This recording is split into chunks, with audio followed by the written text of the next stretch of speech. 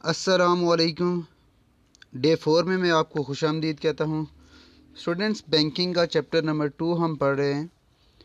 आज का आपका जो टॉपिक है वो है हिसाब घर टॉपिक आप पेज नंबर 19 पे आएंगे तो बॉटम में एक हेडिंग है हिसाब घर की।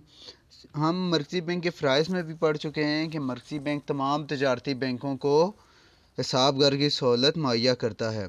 तो इसे एक दफ़ा फिर पढ़ते हैं। सवाल आपका ये होगा कि हिसाब घर से क्या मुराद है। तो जवाब उसका बनता है कि हिसाब घर बैंकों की एक तंजीम है जो मरकज़ी बैंक में एक शोबे की हैसियत से काम करती है, जिसके ज़रिए बैंकों के एक दूसरे पर मुतालबात या वाजबात निपटाए जाते हैं, यानी जिसका मकसद मुख्तलिफ़ बैंकों के एक दूसरे के नाम लिखे गए चेकों और दीगर हिसाबात को महज खातों में चुका देना है। हिसाब घर की निगरानी और इंतज़ाम मरकज़ी बैंक के ज़िम्मे है। अगर किसी इलाके में मरकज़ी बैंक नहीं है तो ये ज़िम्मेदारी मरकज़ी बैंक की तरफ से किसी फ़हरिस्ती बैंक को सौंप दी जाती है। स्टूडेंट्स, हिसाब घर मैंने पहले आपको बताया था कि ये मरकज़ी बैंक के पास एक ऐसा शुबा है जिसमें तमाम तजारती बैंकों के अकाउंट होते हैं। फॉर एग्ज़ाम्पल दो बैंक हैं, बैंक ए और बैंक बी।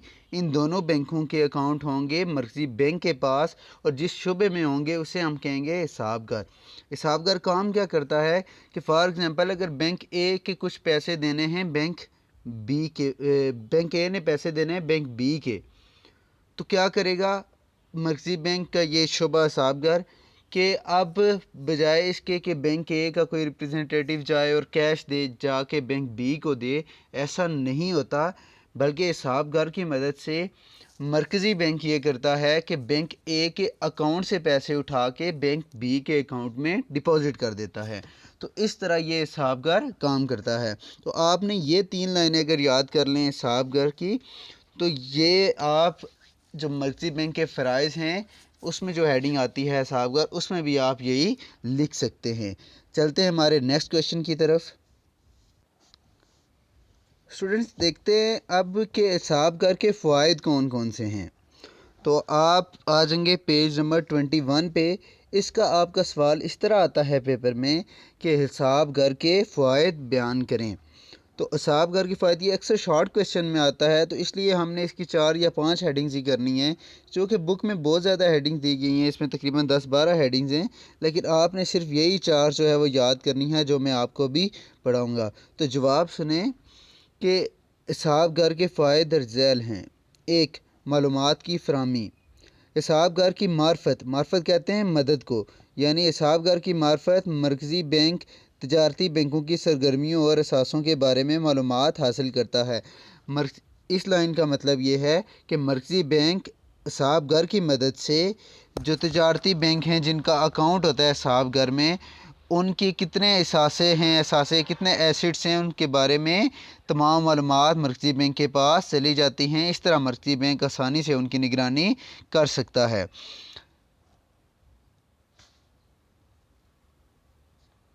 अगर आप यही एक लाइन लिख देंगे तो तब भी शॉर्ट क्वेश्चन में एक हेडिंग में 1 या 2 लाइनें काफ़ी होती हैं।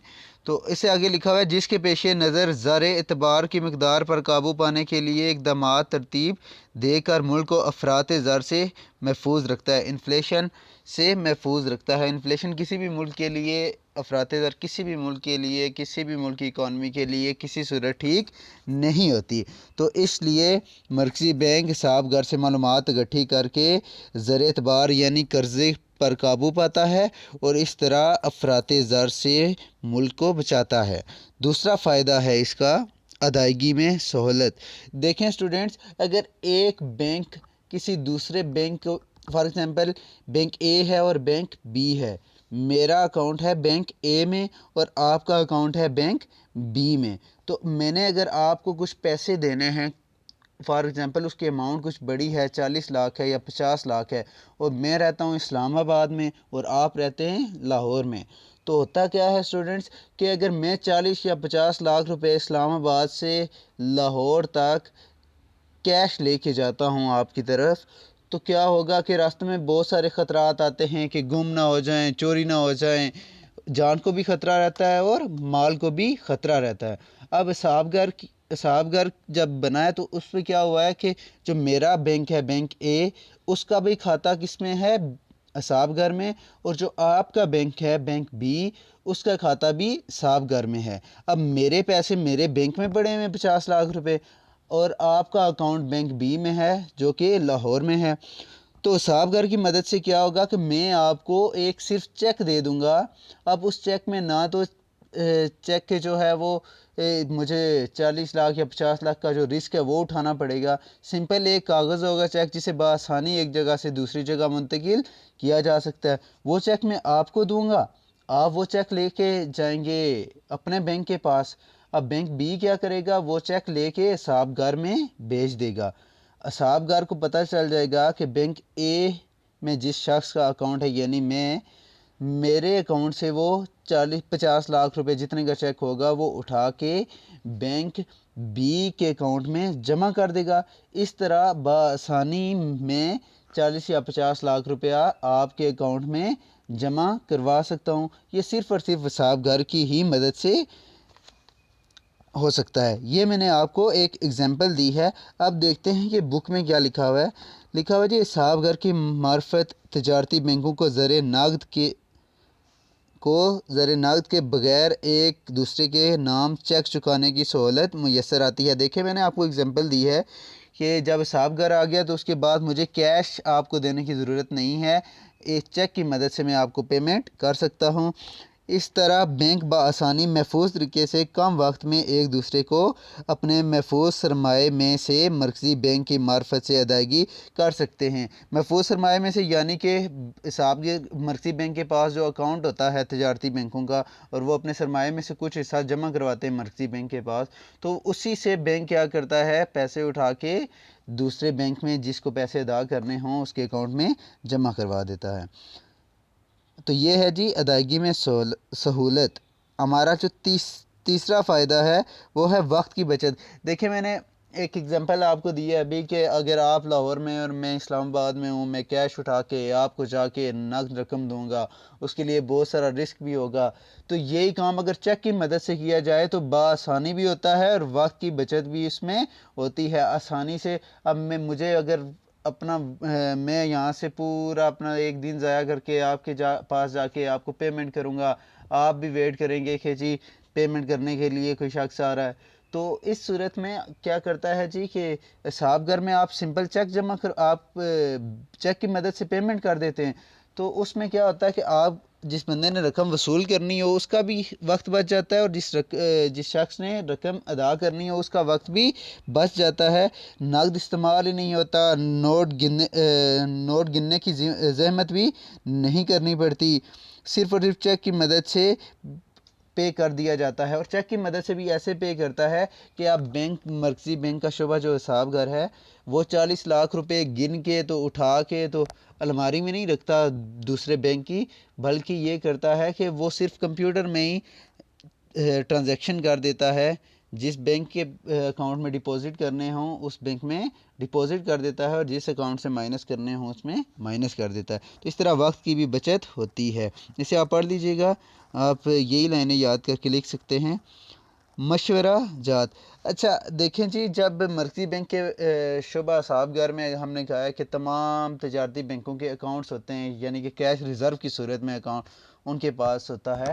तो इस तरह तमाम बैंक जाते हैं मरकज़ी बैंक के शुबा हिसाबगार में। तमाम बैंक के जो नुमाइंदे होते हैं, जो उनके मैनेजर्स होते हैं या टॉप मैनेजमेंट होती है, हेड्स होते हैं, इवन के चीफ़ एग्जीक्यूटिव तक वहाँ पे जाते हैं। और वहाँ पे जब बैठते हैं आपस में मशवरा करते हैं कि हम बैंकिंग सेक्टर को कैसे बेहतर बना सकते हैं। तो इस तरह मिलजुल कर वो बैंकारी को तरक्की देते हैं। तो ये भी इसका एक बहुत बड़ा फ़ायदा है। तो ये 4 फ़ायदे जो अभी मैंने आपको पढ़ाए हैं ये आपने याद करने हैं सवाल नंबर 2 में। और ये 4 पॉइंट जो मैंने आपको पढ़ाए हैं ये सवाल नंबर 2 में आपने याद करने। पॉइंट नंबर 5 है कि ज़र नक़द का इस्तेमाल। मैंने आपको अभी भी मैंने समझाया कि ज़र नक़द का इस्तेमाल करते हुए हमें बहुत सारा रिस्क उठाना पड़ता है। चोरी का, डाके का, जान का ख़तरा है, गिनते हुए गिर ना जाएं, गुम ना हो जाएं, इस तरह बहुत सारे ख़तरात आते हैं। तो नंबर 5 पे जो हमें बेनिफिट है इस हिसाबगार का जो फ़ायदा है वो ये है कि हम चेकों की मदद से महज खातों में ही रकम चुका देते हैं।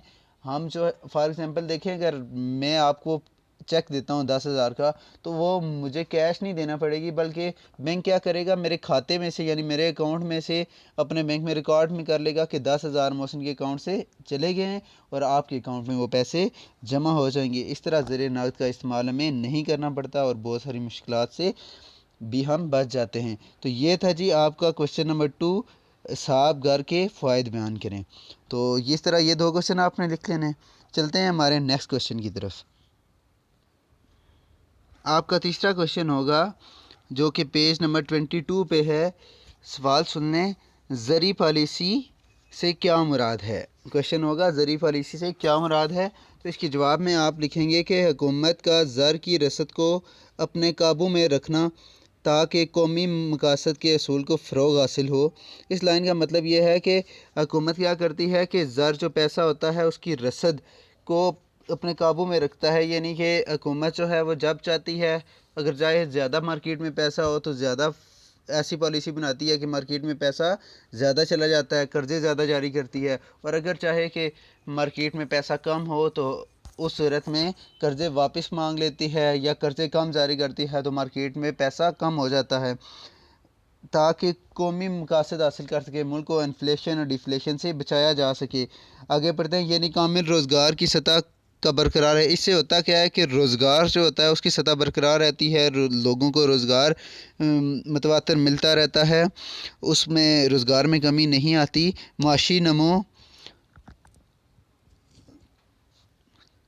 माशी नमो को मुस्तज़ायद शरह से फ़रोग़, यानी कि माशी नमो, माश कहते हैं पैसे को, पैसे, और मुआशी नमो का मतलब होता है फाइनेंशियल ग्रोथ। तो फाइनेंशियल ग्रोथ यानी कि लोगों को ज़्यादा से ज़्यादा रोज़गार मिले, उनकी आमदनी में इजाफ़ा, उनका मेयार ज़िंदगी बुलंद हो। तो इस मकसद के लिए एक पॉलिसी बनाई जाती है ताकि मुल्क को अफरात ज़र को ख़त्म किया जा सके, और जो करेंसी होती है, आपके मुल्क का पैसा होता है, उसकी कदर को भी बरकरार रखा जा सके। तो इसके लिए जो पॉलिसी बनाई जाती है उसे हम कहते हैं ये ज़री पॉलिसी है। नीचे एक लाइन में भी लिखा हुआ है कि ज़री पॉलिसी से मुराद हुकूमत का ऐसे इक़दामात करना है जिनकी मदद से मुल्क में ज़र की रसद पर काबू पाया जा सके। यानी कि ज़र कहते हैं पैसे को, जब चाहे अगर मुल्क के हालात ऐसे हों कि मार्केट रोज़गार बिल्कुल ना हो रहा हो, लोगों के पास पैसा ना हो, तो मरकज़ी बैंक ज़्यादा कर्ज़े जारी कर देता है। इस तरह ज़र की रसद बढ़ा देता है ताकि रोज़गार बेहतर तरीके से किए जा सकें। और दूसरी सूरत में जब अगर मरकज़ी बैंक देखे कि मार्केट में बहुत ज़्यादा पैसा आ गया है, इन्फ्लेशन आ रहा है, इकॉनमी में इन्फ्लेशन आ रही है, यानी कि कीमतें ऊपर जा रही हैं, महंगाई हो रही है, तो उस सूरत में मरकज़ी बैंक कर्ज़ों पर पाबंदी लगा देता है और कर्ज़े कम जारी करता है। इस तरह मार्केट में पैसे भी कम होते हैं और इस तरह मुल्क अफरात ज़र से बच जाता है। तो स्टूडेंट्स, ये था आपका क्वेश्चन। ये 2 लाइनें आपने लिख के अच्छे तरीके से याद कर लेनी हैं। इसके बाद आपका सवाल बनता है ज़री पॉलिसी के मकासद। ये स्टूडेंट लॉन्ग क्वेश्चन में अक्सर क्वेश्चन आता है, लेकिन फ़िलहाल हम सिर्फ शॉर्ट क्वेश्चन में याद करेंगे ताकि आपको कुछ ना कुछ याद हो। फिर जब आप आएंगे तो सिर्फ ये क्वेश्चन है और इसके अलावा एक क्वेश्चन और है इस चैप्टर में जो मैं स्किप कर रहा हूँ, वो इसलिए ताकि जब आप आएँ तो आपको बहुत अच्छे तरीके से समझाया जा सके, ताकि पेपर में आप उसे अच्छी तरह अटेम्प्ट करें। वो बहुत इंपॉर्टेंट क्वेश्चन है और अक्सर पेपर में आ जाता है। तो ये क्वेश्चन फ़िलहाल शॉर्ट क्वेश्चन में किस तौर पर आप याद कर लेंगे। क्वेश्चन इस तरह बनेगा कि ज़री पॉलिसी के मकासद बयान करें, या ज़री पॉलिसी के कोई से 4 मकासद लिखें।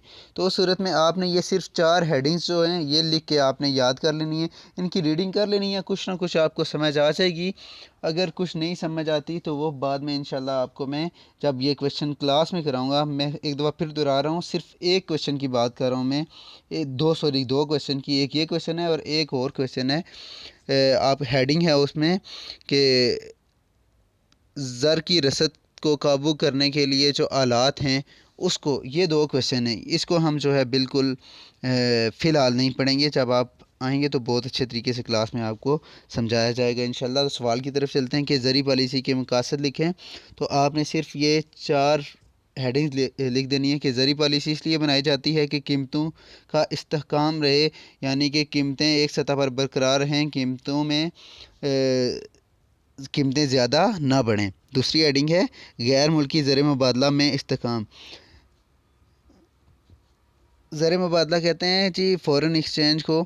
ये इसलिए पॉलिसी इसलिए भी बनाई जाती है ज़री पॉलिसी कि मुल्क में गैर मुल्की ज़र की जो है मौजूदगी है वो यकीनी बनाई जा सके और दरामदाद और बरामदाद में जो आपस में शरह है वो बराबर की जा सके, यानी जितनी आपकी दरामदाद है उससे ज़्यादा बरामदाद होनी चाहिए ताकि आपके मुल्क को फ़ायदा हो। तो दूसरा इसका ये फ़ायदा है। तीसरा फ़ायदा है मुआफ़क़ तवाज़ुन अदायगी। मुआफ़क़ तवाज़ुन अदायगी स्टूडेंट्स कहते हैं जब आप वसूलियाँ ज़्यादा कर रहे हों, यानी आपकी एक्सपोर्ट्स ज़्यादा हों और आप अदायगी कम कर रहे हों, आपकी इंपोर्ट्स कम हों, तो उसे कहते हैं मुआफ़क़ तवाज़ुन अदायगी। ये आपने इकनॉमिक्स में भी पढ़ा होगा यकीनन। तो आपने सिर्फ ये याद करना है फ़िलहाल कि ज़री पॉलिसी इसलिए बनाई जाती है ताकि मुआफ़क़ तवाज़ुन अदायगी हासिल की जा सके। उसके बाद नंबर 4 है पैदावार और रोज़गार की सतह में इस्तेहकाम। इस्तेहकाम कहते हैं बरकरार रहने को। ज़री पॉलिसी इसलिए भी बनाई जाती है कि मुल्क में लोगों को रोज़गार मिलता रहे और जो पैदावार प्रोडक्शन हो रही है मुल्क में, सनतों की जो पैदावार होती है वो भी बरकरार रहे, उसमें भी कमी ना आए। तो ये एक आपका एक क्वेश्चन था, इसको आपने इसी तरह लिख के फिर याद कर लेना है जी। तो नेक्स्ट क्वेश्चन है आपका शरह बैंक से क्या मुराद है।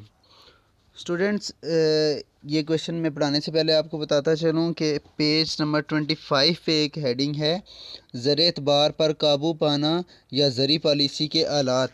तो ये वाला जो एक टॉपिक है ये फ़िलहाल हम इसे इग्नोर कर रहे हैं, स्किप कर रहे हैं। ये आपको क्लास में अच्छी तरीके से समझाया जाएगा ताकि आप जो है वो बेहतरीन तरीके से समझ सकें। ये क्वेश्चन अक्सर तब समझ में आता है जब आप बिल्कुल सामने बैठे हों और आप मुझसे क्रॉस क्वेश्चनिंग कर रहे हों, जहाँ से आपको ना समझ आए मैं आपको समझा दूँ। थोड़ा टेक्निकल है इसलिए फ़िलहाल इसको स्किप कर रहा हूँ।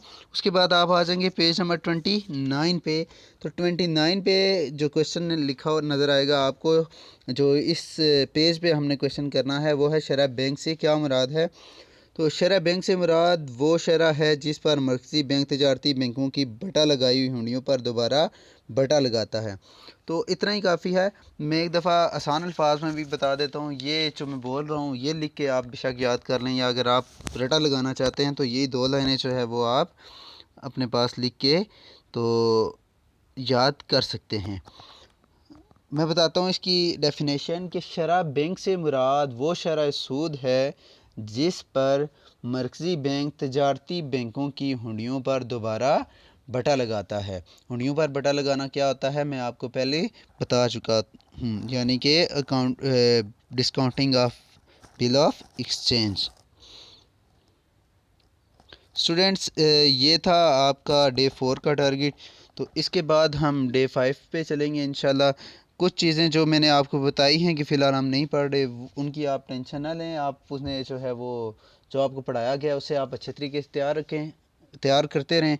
जो एक क्वेश्चन अभी स्किप किया है वो इंशाल्लाह आपको अच्छे तरीके से क्लास में पढ़ा दिया जाएगा। Thank you. डे 4 के टारगेट में चैप्टर नंबर 3 का आखिरी सवाल जो क्वेश्चन नंबर 7 है वो शामिल होगा, जिसमें लिखेंगे आप कि नबातात की अहमियत और फ़वाइद बयान करें। दुनिया में नबातात की अहमियत और फ़वाइद बयान करें। ये शॉर्ट क्वेश्चन ही होगा और इसके जवाब में आप लिखेंगे कि दुनिया में पाए जाने वाले नबातात के मदरजा झैल फ़वाइद हैं। अब देखिए ये लाइन लिखी नहीं हुई कहीं, ये मैं ख़ुद से बोल रहा हूँ और आपने इसी तरह रजिस्टर पर लिखनी है कि दुनिया में पाए जाने वाले नबातात के मदरजा झैल फ़वाइद हैं। नंबर 1 खुशगवार आबो हवा। अब इसकी कोई डिटेल नहीं लिखनी, आपने सिर्फ हेडिंग लिखनी है। इसको आप एक लाइन बना के लिख सकते हैं कि नबातात और जंगलात की वजह से आबो हवा खुशगवार हो जाती है। नंबर 2 ज़मीन की ज़रख़ेज़ी में इजाफ़ा होता है। नंबर 3 सैलाब और ज़मीनी कटाव से हिफाजत होती है। नंबर 4 इमारती लकड़ी और दीगर किस्म की लकड़ियों का ज़ख़ीरा मिलता है, या इमारती लकड़ी हासिल होती है जंगलात से और दीगर किस्म की लकड़ियाँ हासिल होती हैं। और नंबर 5 बहुत सी सनतों के लिए ख़ाम माल भी जंगलात से ही हासिल किया जाता है। ये जो आखिरी है कागज़ और कागज़ का गोदा, इसको छोड़ दें और इसके जवाब में आपने ये 5 लाइनें लिखनी है। ये शॉर्ट क्वेश्चन है, फिर सुने एक दफ़ा। क्वेश्चन नंबर 7 ये है कि नबातात की अहमियत और फ़वाइद के बारे में आप क्या जानते हैं, या नबातात की अहमियत और फ़वाइद बयान करें। उसका जवाब में लिखेंगे आप नबातात के मंदरजा झैल फ़वाइद हैं या दुनिया में पाए जाने वाले नबातात के मंदरजा झैल फ़वाइद हैं, जिसमें पहली लाइन लिखेंगे आप कि जंगलात और नबातात से आबो हवा खुशगवार हो जाती है, ज़मीन की ज़रख़ेज़ी में इजाफ़ा होता है, नंबर 2। नंबर 3 सैलाब और ज़मीनी कटाव से हिफाजत होती है, नंबर 4 जंगलात से इमारती लकड़ी और दीगर किस्म की लकड़ियाँ हासिल होती हैं, और नंबर 5 बहुत सी सनतों के लिए खाम माल हासिल होता है। तो यूँ ये क्वेश्चन नंबर 7 का जवाब कंप्लीट हुआ और चैप्टर नंबर 3 भी कंप्लीट हुआ, लेकिन डे 4 का टारगेट अभी कंप्लीट नहीं हुआ। डे 4 में पहला सवाल तो ये होगा और कुछ सवाल अगले चैप्टर के होंगे। तो बेटा डे 4 में हमने चैप्टर नंबर 3 का लास्ट क्वेश्चन किया, और अब चैप्टर नंबर 4 एक शार्ट सा क्वेश्चन है, मवेशी पालना। इसमें से सिर्फ 3 ही शार्ट क्वेश्चन हैं जो हम करेंगे, इंपॉर्टेंट क्वेश्चन, और ये सारे तीनों क्वेश्चन ही डे 4 के ही टारगेट में शामिल होंगे। मवेशी पालना से मतलब आप समझते हैं कि जानवर पालना, पेट्स रखना, या एक तो हम घरों में रखते हैं और एक तजारती पैमाने पर जैसा पोल्ट्री फार्मिंग, डेयरी फार्मिंग, ये सारी चीज़ें इस चैप्टर में हम पढ़ेंगे। इस चैप्टर को एक दफ़ा पढ़ ज़रूर लें, और पिछला चैप्टर भी जो निशान नहीं भी लगाए उसको एक दफ़ा पढ़ना चाहिए आपको, लेकिन जो लिखना वही है जो हमने निशान लगवाए हुए हैं रजिस्टर में। याद करने की चीज़ें, पेपर के लिए इंपॉर्टेंट वही चीज़ें जो हमने क्वेश्चन कराए हैं आपको। इस तरह से चैप्टर नंबर 4 के भी वही क्वेश्चन इंपॉर्टेंट हैं जो आपने याद करने और रजिस्टर पे लिखने पेपर के लिए। लेकिन अगर वैसे जनरल नॉलेज के लिए आपको ये पूरा चैप्टर एक दफ़ा ज़रूर पढ़ लेना चाहिए। चैप्टर नंबर 4 और डे 4 का टारगेट में सवाल नंबर 2 और चैप्टर नंबर 4 का सवाल नंबर 1 आप लिखेंगे कि डेयरी फार्मिंग की सनत के फ़रोग़ के लिए कौन से अवामल मददगार होते हैं। सवाल नंबर 1 ये होगा कि डेयरी फार्मिंग की सनत के फ़रोग़ के लिए कौन से अवामिल मददगार साबित होते हैं। आपने उसके जवाब में लिखना है कि डेयरी फार्मिंग की सनत के लिए मंदरजा झैल अवामिल मददगार होते हैं, या मददगार होते हैं या बेहतर होते हैं, दर्जा झैल अवामिल शामिल हैं। तो आप लिखेंगे कि डेयरी फार्मिंग की सनत के लिए दर्जा झैल अवामिल मददगार साबित होते हैं, और आपने इन अवामिल के ये 4 अवामिल जो आपके सामने लिखे हुए नाम लिखने। नंबर 1 मुनासिब आबो हवा, अब ये आबो हवा लिखा हुआ है, आपने लिखना है मुनासिब आबो हवा। नंबर 2 तरक्की याफ्ता ज़राए नक़्ल अमल और सर्द खानों की सहूलतें मौजूद होना।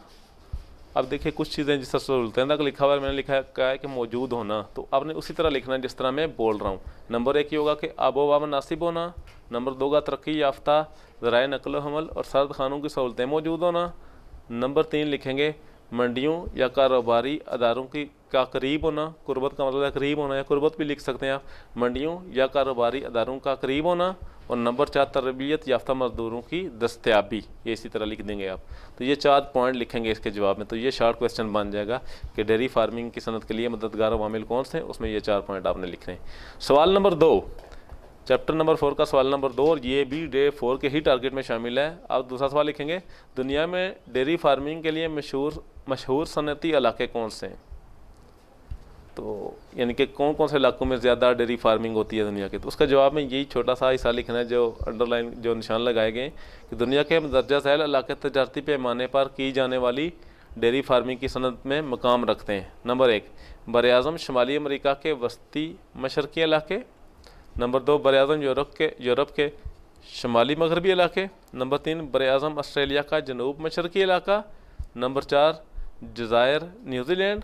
ये जो दीगर लिखा हुआ है नंबर 5 ये मैंने काट दिया, ये लिखने की ज़रूरत नहीं है। इन 4 इलाकों के नाम आपने लिखने हैं। नंबर 1 बर-ए-आज़म शुमाली अमरीका के वस्ती मशरक़ी इलाके। नंबर 2 बर-ए-आज़म यूरोप के शुमाली मगरबी इलाके। नंबर 3 बर-ए-आज़म ऑस्ट्रेलिया का जनूब मशरक़ी इलाका। और नंबर 4 जज़ायर न्यूजीलैंड। ये 4 इलाकों के नाम लिख देने आपने। यह सवाल नंबर 2 का जवाब हो जाएगा। और अब हम चैप्टर नंबर 4 का आखिरी सवाल, तीसरा सवाल करेंगे, और ये डे 4 का टारगेट में भी आखिरी सवाल होगा। और वो सवाल है बड़ा आसान सा, पेज नंबर 40 पे, दुनिया में गोश्त की तजारत के बारे में आप क्या जानते हैं। सवाल ये होगा कि दुनिया में गोश्त की तजारत के बारे में आप क्या जानते हैं। उसके जवाब में आपने बस सिर्फ लिखना है कुछ बरामदी ममालिक के नाम लेने लेकिन और कुछ दरामदी ममालिक के, लेकिन आपने ऐसे लिखना है कि दुनिया में गोश्त की तजारत में काबिल ज़िक्र ममालिक दर्जा झैल हैं। ये लाइन लिखनी है पहले खुद से आपने कि दुनिया में गोश्त की तजारत के हवाले से काबिल ज़िक्र ममालिक दर्जा झैल हैं।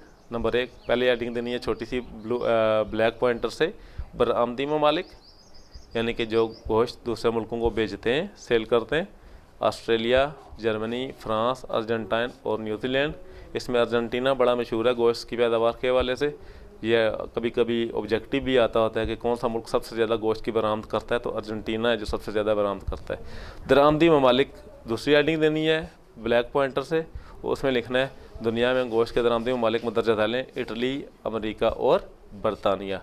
तो ये बस तीसरे सवाल का इतना सही जवाब है कि सवाल तो ये है तीसरा कि दुनिया में गोश्त की तजारत के हवाले से आप क्या जानते हैं, या तजारत के बारे में आप क्या जानते हैं। जवाब ये होगा कि गोश्त की तजारत के हवाले से दुनिया में काबिल ज़िक्र ममालिक दर्जा झैल हैं। ये लाइन खुद से लिखनी है और फिर एडिंग देनी है बरामदी ममालिक, इन ममालिक के नाम लिखने, और फिर दूसरी एडिंग देनी है ब्लैक पॉइंटर से ही देनी है दोनों एडिंग्स, और उसमें ये 3 ममालिक के नाम लिखने। यूँ ये डे 4 का टारगेट भी कंप्लीट हुआ और चैप्टर नंबर 4 भी आपका कंप्लीट हुआ।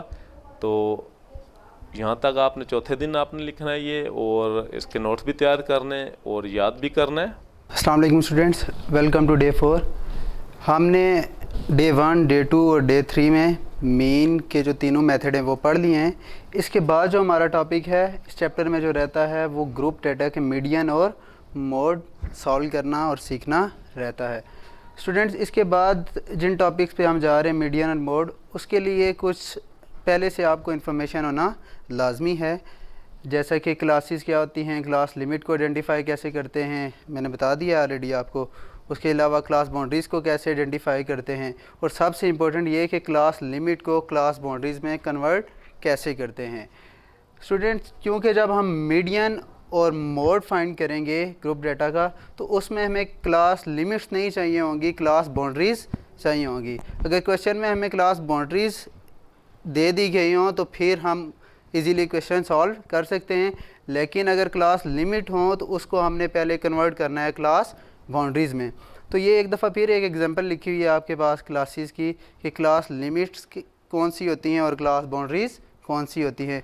इसको आइडेंटिफाई करने के लिए मैंने आपको आसान तरीका बताया हुआ है कि जो पहली क्लास है उसकी लास्ट वैल्यू और सेकंड क्लास की फ़र्स्ट वैल्यू को आप देख लें। अगर ये डिफरेंस है आपस में, इन दोनों वैल्यूज़ में डिफरेंस है या ये वैल्यूज़ डिफरेंट हैं आपस में, तो ये क्लास लिमिट है।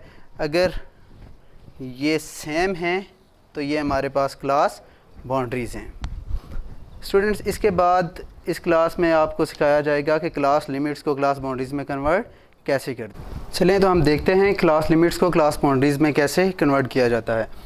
क्लास लिमिट आपने आइडेंटिफाई कर ली। देखें, पहली क्लास की जो है हायर वैल्यू और सेकंड क्लास की लोअर वैल्यू आपस में डिफरेंट हैं, तो ये क्लास लिमिट्स हैं। इसको सॉल्व करने के क्लास लिमिट्स को क्लास बाउंड्री में कन्वर्ट करने के लिए पहले 2 स्टेप आपको पता होना चाहिए। सबसे पहला स्टेप आपने ये करना है कि जो पहली क्लास की हायर वैल्यू है, बड़ी वैल्यू है, पहली क्लास ये है 0 से 4 तक, तो ये 4 इसकी बड़ी वैल्यू है। दूसरी क्लास है 5 से 9 तक, तो ये 5 दूसरी क्लास की लोअर वैल्यू है। तो अब देखें, सबसे पहले स्टेप में आपने दूसरी क्लास की जो सेकंड क्लास है आपकी, उसकी लोअर वैल्यू यानी कि फ़र्स्ट वैल्यू जो है 5, उसमें से आप माइनस करेंगे फ़र्स्ट क्लास की हायर वैल्यू, तो आपके पास एक आंसर आ जाएगा। अब मैंने यहाँ पे फाइंड किया है जो सेकंड क्लास की लोअर वैल्यू है 5 है, फ़र्स्ट क्लास की हायर वैल्यू बड़ी वैल्यू जो है वो 4 है। 5 में से 4 को माइनस किया है तो मेरे पास जो आंसर आया है वो 1 आएगा। ये 1 भी आ सकता है और मुख्तलिफ भी आ सकता है, ये डिपेंड करता है कि आपको क्लास लिमिट में क्या वैल्यूज़ दी गई हैं। स्टेप 2 में आपने करना है कि जो आपके पास आंसर आएगा उसको हमेशा 2 के साथ स्टेप 2 में आप डिवाइड करेंगे। जैसे मेरे पास 1 आया, स्टेप 2 में 1 को 2 के साथ डिवाइड कर दिया तो मेरे पास आंसर आ गया 0.5।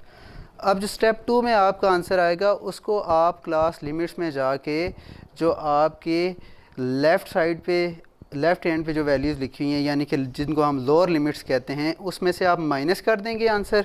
स्टेप 2 का जो आंसर आएगा 0.5, और जो हायर वैल्यूज़ है या अपर लिमिट्स है जो कि राइट हैंड साइड पे होंगी आपकी, उसमें ऐड कर देंगे। अब देखते हैं कि ये क्लास लिमिट्स को क्लास बाउंड्रीज़ में कैसे कन्वर्ट किया गया है। स्टेप 1 मैंने आपको बता दिया कैसे 1 आया, यानी कि जो हमारे पास क्लास 2 की लोअर लिमिट है और क्लास 1 की अपर लिमिट है, ये इनमें से हमने फ़र्क निकाला है। कैसे? 5 में से 4 को माइनस किया है तो 1 आ गया। स्टेप 2 में हमने 1 को 2 के साथ डिवाइड किया तो हमारे पास आंसर आया है 0.5। अच्छा, तो क्लास लिमिट्स में देखें, हमने सबसे पहले क्या किया है कि जो हमारे पास लोअर लिमिट्स हैं तमाम लेफ़्ट हैंड साइड पे, उसमें से माइनस कर दिया है 0.5। तो 0 में से जब हम 0.5 माइनस करेंगे तो पहली क्लास हमारे पास की लोअर लिमिट हमारे पास -0.5 आ जाएगी। 0 में से जब भी आप कोई भी वैल्यू माइनस करते हैं तो आपका आंसर माइनस में आता है।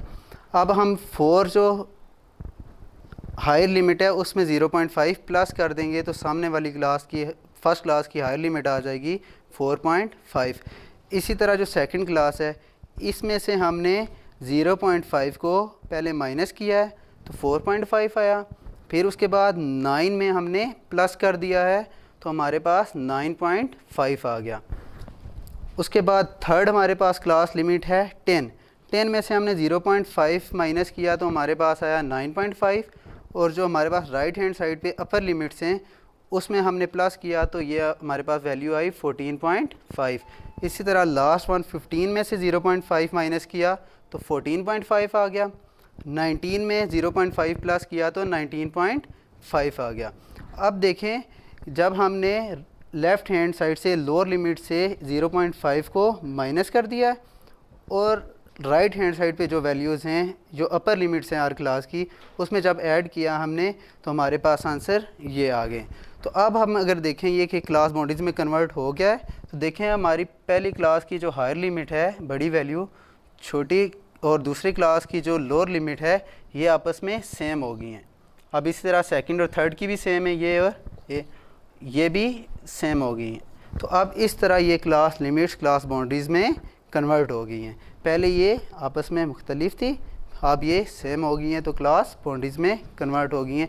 ये जो मैं आपको बता रहा हूँ कि ये फ़र्स्ट क्लास की हायर लिमिट और सेकंड क्लास की लोअर लिमिट सेम हो तो क्लास बाउंड्री होती है। ये एक टिप है, आप याद रखें तो आपको समझने में और आइडेंटिफाई करने में आसानी होगी। डे 4 में आपको यही सिखाना था कि क्लास लिमिट्स को क्लास बाउंड्री में कैसे कन्वर्ट करते हैं। अब मैं कुछ क्लास लिमिट्स लिखूंगा यहाँ पे बोर्ड पे, उसे आपने क्लास बाउंड्रीज़ में कन्वर्ट करना है। आपने सेम यही 3 स्टेप फॉलो करने हैं। पहली क्लास की जो हायर लिमिट है और दूसरी क्लास की लोअर लिमिट, यानी कि पहली क्लास की दूसरी वैल्यू और दूसरी क्लास की पहली वैल्यू, इन दोनों में फ़र्क देखना है। जैसे मैं अगर यहाँ पे एक एग्जांपल लिखूँ कि एक क्लास है 0 से